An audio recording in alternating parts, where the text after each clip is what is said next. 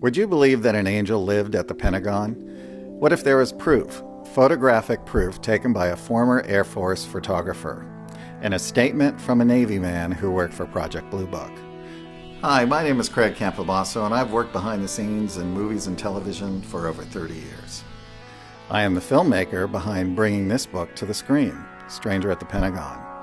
Harley Byrd, nephew of Admiral Richard E. Byrd, was an employee of the branch of the United States Air Force called Project Blue Book.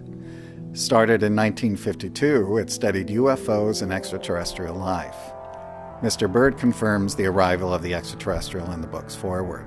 In mid-March 1957, we received an urgent message from the Alexandria Police Department.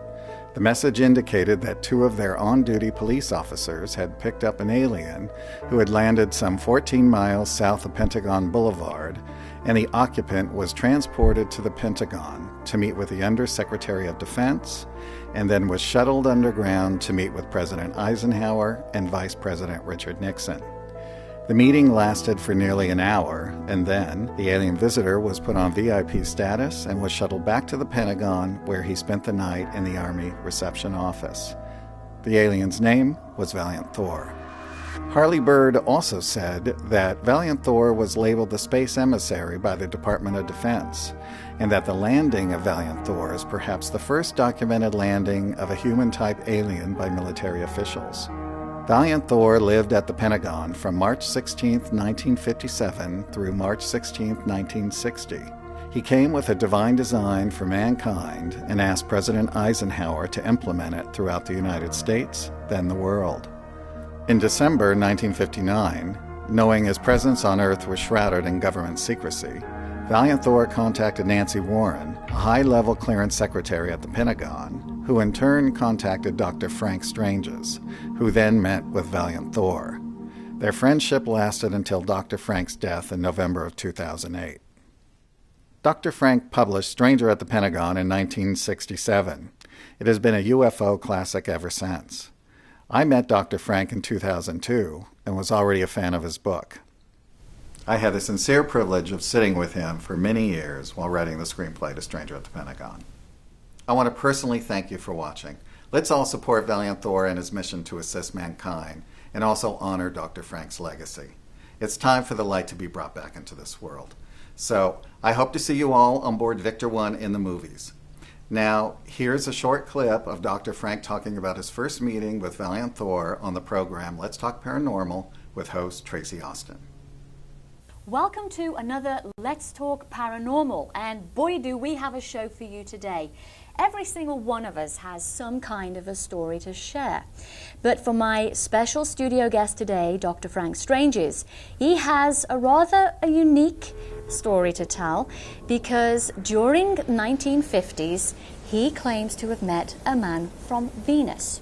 Yes, you heard me correctly, a man from Venus named Val Thor. And guess what? It's all documented in this book, Stranger at the Pentagon.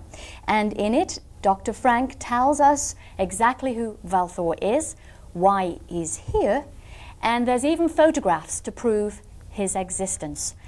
Dr. Frank, thank you for joining us today. Thank you, Tracy. This really is a real-life day the Earth stood still, isn't it? Yes, plus. And here, coming toward me with his right hand outstretched, the man whose picture I've been carrying around with me for over a year. Wow. He said, "Hello, Frank, how are you?" And I thought, how in the Sam Hill does he know my name? And he knew from that time forward, the moment I touched his fingers, his skin was as soft as a baby. Right. And I did turn his hand over. He had no fingerprints on either hand, as bald as a peeled boiled egg. And I questioned him on that later, which he told me. And he asked me questions, just a few questions, but I asked him more questions. And he told me more about my own life than my parents and grandparents put together, which I verified later on. Mm-hmm. I said, "What is your name?" He said, "Valiant Thor." There's something special about Val that, you know, you've already mentioned about having no fingerprints. Yes. He has no navel. No, he has no navel and he has no fingerprints. This is why I believe he falls in the category of a created being, just like an angelic being. Mm-hmm. And he's unique in his way, believe you me. And the other members of his crew and the members of his staff, they all have navels. Right. But being a created being, of course, he wouldn't. But they don't have any fingerprints either. Right. Unique in that manner. Wow. Let's take a look at the next picture and see what we have. This is Commander Valiant Thor. That's exactly what he looked like when the photo was taken by Algid Roberts some years before, and that's exactly what he looks like today. He hasn't changed one iota. Val, just getting back to Val, where is he today? Valiant Thor today is on board Victor 1, his spacecraft, not too far from the waterline of Lake Mead, Nevada, not too far from Las Vegas. He's there with his entire complement. Right. And I believe that in your book you have a map of where Lake Mead is. The area, yes. Right. We also have a sketch of the interior of the ship. Right. And is the ship underneath the waterbed? Is it on It's top? right on the shoreline. Now, it's surrounded by a force field, and the only way you could possibly find that ship is if you look for a row of a circle of dead insects, but the wind would probably drive them away by the time you got there. Right. So is there a depression there, sort of like a crop circle depression? Or? You won't see it. You wouldn't see it? No, because it's heavy gravel. Wow.